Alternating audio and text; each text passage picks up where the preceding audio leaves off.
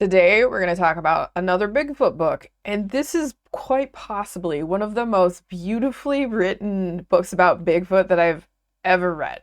The author is John Zada, and the book is Into the Valleys of the Noble Beyond, In Search of the Sasquatch. The way that John Zada writes is absolutely captivating. It's poetic, it paints a picture. You spend this book as he goes and he talks to people, and it takes place mainly in a specific area, which is the north and the central coast of British Columbia and in the Great Bear Rainforest. And the Great Bear Rainforest is miles worth of old growth rainforest, and it's about the size of Ireland in comparison to the size. So he goes and he collects stories and people's accounts of their experiences of running into Bigfoot. So when you first come into the book, he's out in the forest with this guy, Clark Hans, and Clark Hans had seen a Bigfoot and he's taking him to the spot where he had seen the Bigfoot, or rather maybe the Bigfoot saw him. So they're trekking in this area, and it's a lot of overgrowth. It's not really an easy path to get to where they're going. They get to the spot. He shows them where it was that he encountered this Bigfoot. And then this guy, Clark Hans, he was prior a hunting guide and he turned into an artist. Like after he saw this Bigfoot, it kind of upended his whole worldview, and he ended up in the hospital for anxiety. And then when he came out, he quit smoking, he quit drinking, and he started going to church, and he became an artist. So it was very impactful and strange and life-changing for him.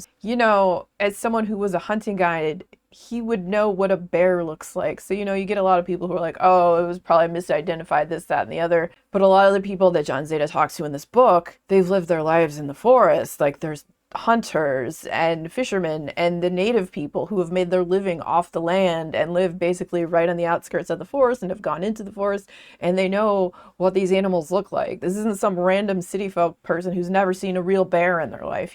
This is people who have lived in this area. So you got to wonder about all these accounts, right? So you get that is the entry into this. And then he goes in and talks to a lot of the native people in the area and goes to several different areas, like all along the coast in this specific Great Bear Rainforest, talking to the indigenous people and their experiences, and how a lot of them have known that these creatures exist and have like almost like an unspoken agreement with them. And in the past there's been talk of how they actually had like kind of a relationship, but that was like a long time in the past. This is from stories passed down from the elders, and it's just such a fascinating read about it. I don't think I've really read much about Bigfoot in Canada, but I mean, you have sightings basically all over the world. The Sasquatch type creatures are known by different names across the globe. So here, some of the tribal names they have in here as well. One of them was like the Snuneymuxw,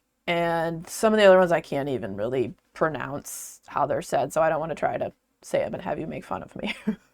As John Zada delves into more of this, like he is skeptical, so he asks, kind of skeptical questions, and the more he delves into it, the more questions he has, and by the end of this definitely has more questions than answers. But the way it's written and the way he actually goes about researching, and then the weird synchronicities he encounters along the way that just seem to pop up that present these connections to people who have had experiences with these creatures or seen them or heard weird noises, or people who were camping and all kinds of different stuff. So it's quite fascinating. And then the fact that it's so well and beautifully written just like amplifies this book up like to another level. And so a little bit about John Zada too. So he's a travel writer, an author, and a photographer.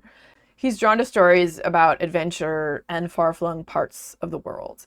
He's also a former news journalist with CBC News and Al Jazeera, and has worked in over 24 countries. So he also goes over what drew him to this subject matter, like when he was younger and finding an interest in that, and then, kind of not thinking about it for years and years in his life, and then it kind of pops back up again, and he decides to go on this journey and write this book, and it's pretty fantastic. He presents a well-rounded ideation of looking into this. He's not just pure, no, it cannot. He's open to, but maybe what if? I think that's a good way to go about it, because we don't know.